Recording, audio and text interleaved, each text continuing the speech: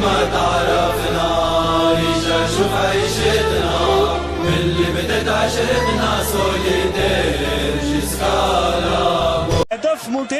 هذه الإعادة مخالفة مباشرة للحارس واللاعب أكيد محمد علي منصر يسجل.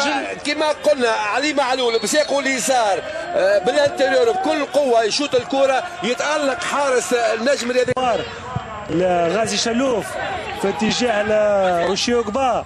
كرة خطيرة شادي الهمامي والهدف الثاني.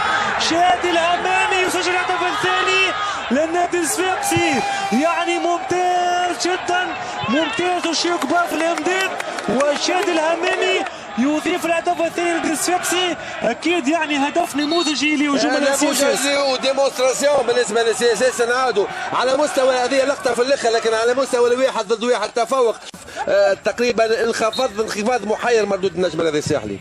هذه ركنيه في الدقيقه الاخيره من الوقت الضايع. تبقى الكره خطيره وتدخل الحارس محمد بودرباله. شادي الهمامي يصوب كره خطيره والهدف الثالث. الهدف الثالث للنادي الصفاقسي. شادي الهمامي فعلها مرة أخرى متوسط ميدان السي اس اس.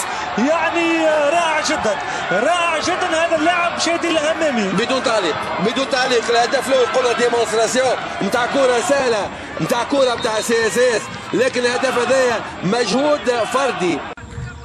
في التنفيذ اللاعب محمد علي منصر. كرة خطيرة وفرصة هدف الرابع، الهدف الرابع لفريق النادي الصفاقسي. يعني ممتازة جدا العملية. هدف رابع لهجوم النادي الصفاقسي. هدف ممتاز من غازي شلوف. غازي شلوف يضيف الهدف الرابع للنجم لفريق النادي الصفاقسي. اكيد يعني دفاع على النجم الساحلي. تجاوزته الاحداث سمير في يعطي محمد سعيد الكردي اشاره تنفيذ. كره خطيره وممتازه، ممتاز. هدف وائل باللكحل، هدف في ذلل به الفارق. ممتازه المخالفه، الكره في شباك الحارس سليم الرباعي. اكيد هدف ممتاز ورائع ياكد امكانيه اللاعب هذا وائل باللكحل. واضح.